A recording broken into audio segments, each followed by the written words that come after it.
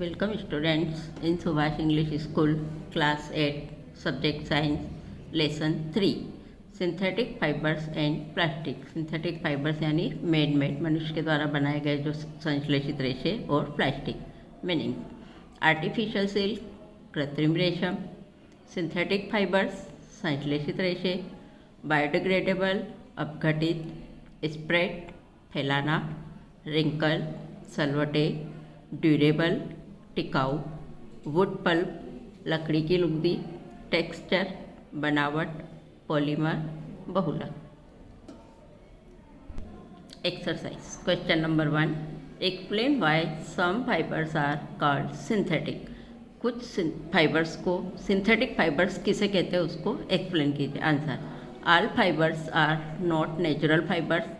Some fibres are man made. कुछ fibres जो है वो नेचुरल या प्रकृति के द्वारा हमें प्राप्त होते हैं और कुछ मनुष्य के द्वारा बनाए गए फाइबर्स होते हैं. The fibres are made by artificially are called synthetic fibres. कुछ फाइबर्स जो है आर्टिफिशियल तरीके से तैयार किए जाते हैं उन्हें हम सिंथेटिक फाइबर कहते हैं. क्वेश्चन 2.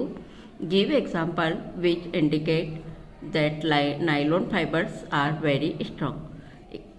एक उदाहरण के द्वारा बताइए कि नाइलॉन फाइबर्स बहुत स्ट्रॉन्ग होते हैं या मजबूत होते हैं. Answer.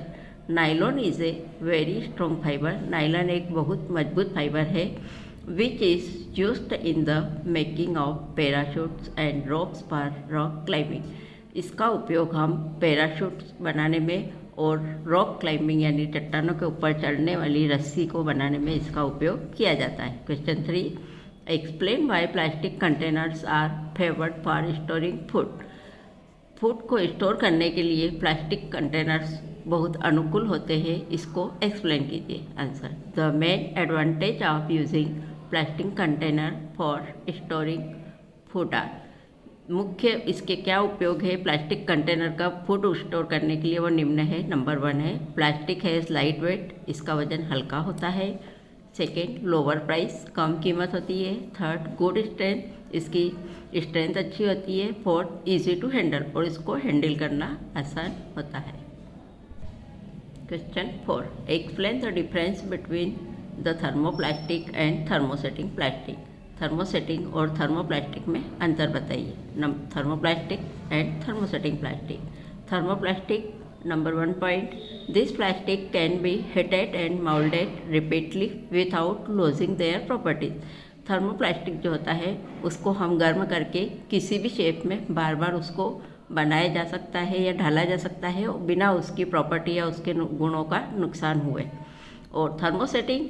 This plastic can be moulded only once. Thermosetting plastic को केवल एक ही बार उसके आकार में या रूप में ढाला जा सकता है. Second thermoplastic soften again and again on heating. Thermoplastic को गर्म करके बार बार मुलायम किया जा सकता है. Thermosetting plastic do not soften again on heating. Thermosetting plastic को हम वापस से गर्म करके मुलायम नहीं कर सकते हैं. थर्ड पॉइंट है thermoplastic are soften then thermosetting plastic. Thermosetting plastic को थर्मोसेटिंग प्लास्टिक की तरह मुलायम के अपेक्षा इसको मुलायम किया जा सकता है. एग्जाम्पल पॉलीथीन और पीवीसी पाइप ये इसके उदाहरण हैं. Thermosetting plastic are harder than thermoplastic.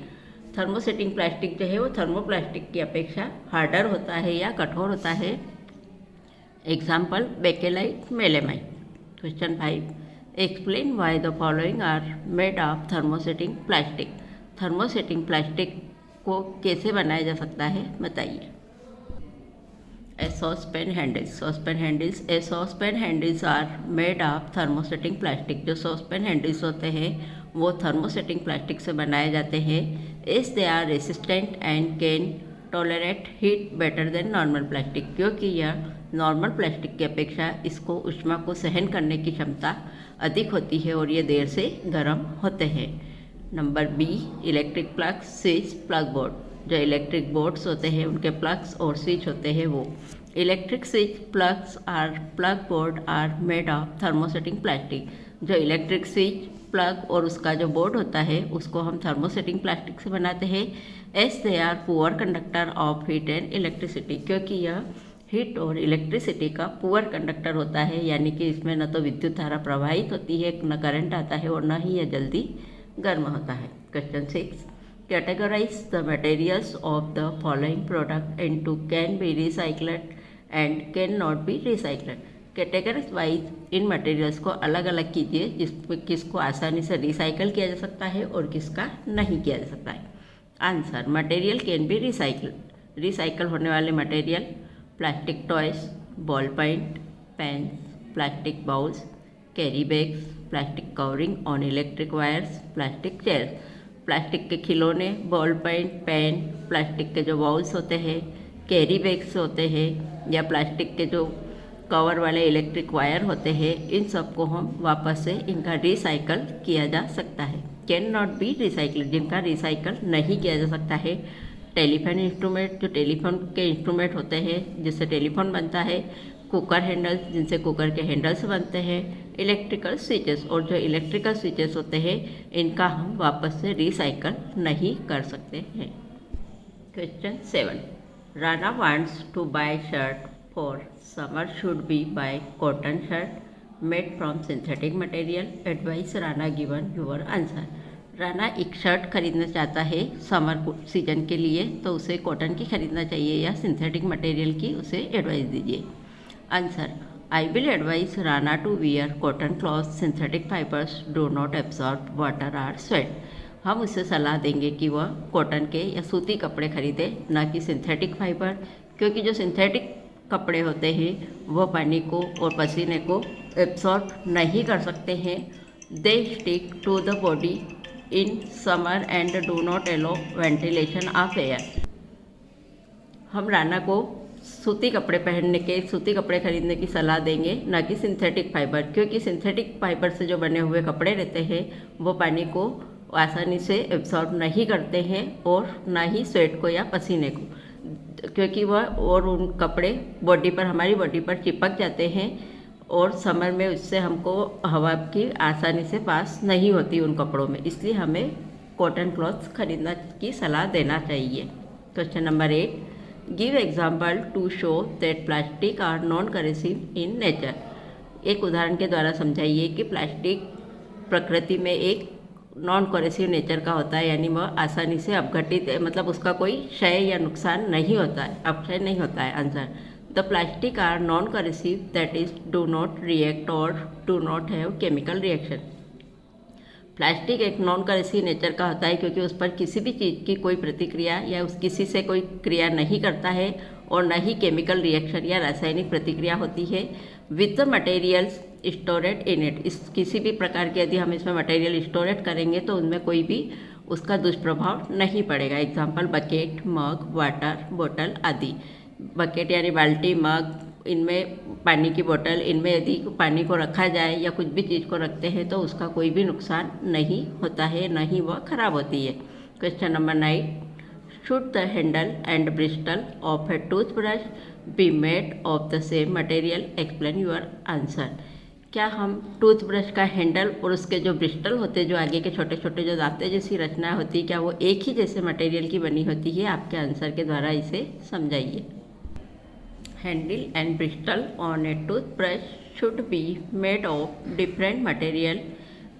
Toothbrush के हैंडल और उसके जो ब्रिस्टल होते हैं वो अलग अलग मटेरियल से बनते हैं, because they have different uses, क्योंकि उनके अलग अलग उपयोग है, एंड रिक्वायर डिफरेंट प्रॉपर्टीज़, और उनकी प्रॉपर्टीज़ भी या उनके गुणधर्म भी अलग अलग होते हैं। In the material for example should be much more flexible than the handle, क्योंकि उसका जो हैंडल होता है वो थोड़ा कठोर होता है, जबकि जो उसके जो वो दांते होते हैं वो अधिक फ्लेक्सिबल होते हैं हैंडल की अपेक्षा या मुलायम होते हैं। Question number 10, avoid plastic as far as possible. क्या प्लास्टिक का उपयोग प्लास्टिक को हम अवॉइड करना संभव है? Comment on this advice. Answer, plastic takes several years to decompose, so it is not environment friendly. Plastic का कई सालों तक वह अपघटित नहीं होता है, इसलिए हम उसको वातावरण में वह फ्रेंडली नहीं माना जा सकता है। Burning of plastic release a lot of poisonous gas. जब हम प्लास्टिक को जलाते हैं तो उससे बहुत सारी जहरीली गैसें निकलती है, which causes pollution to the atmosphere in the burning process of plastic is quite slow, it is not burn complete. तो इसलिए जब हम वातावरण में इसका बहुत ज़्यादा पोल्यूशन होता है और उसके जलने के दौरान बहुत सी गैसें, जहरीली गैसें निकलती है और वो प्लास्टिक जो है बहुत धीरे धीरे जलता है और कभी कभी तो पूर्ण रूप से जलता भी नहीं है। Therefore use of plastic should avoid as far as possible. इसलिए हमें प्लास्टिक का उपयोग अधिक से अधिक अवॉइड करना चाहिए। क्वेश्चन 11, मैच द कॉलम, सही जोड़ी बनाइए। Polyester fabrics do not wrinkle easily. Polyester के कपड़े में सलवटें नहीं पड़ती है। Teflon choose to make non stick cookware. Teflon का उपयोग नॉन स्टिक कुकवेयर या नॉन स्टिक बर्तनों को बनाने में किया जाता है। Rayon used for making parachutes and stocking. Rayon का उपयोग पैराशूट की रस्सी बनाने में किया जाता है। Nylon prepared by using wood pulp. Nylon को लकड़ी की लुगदी के द्वारा तैयार किया जाता है। स्टूडेंट्स, लेसन 3 की वर्कशीट को आपको फेयर कॉपी के अंदर नोट करना है। धन्यवाद।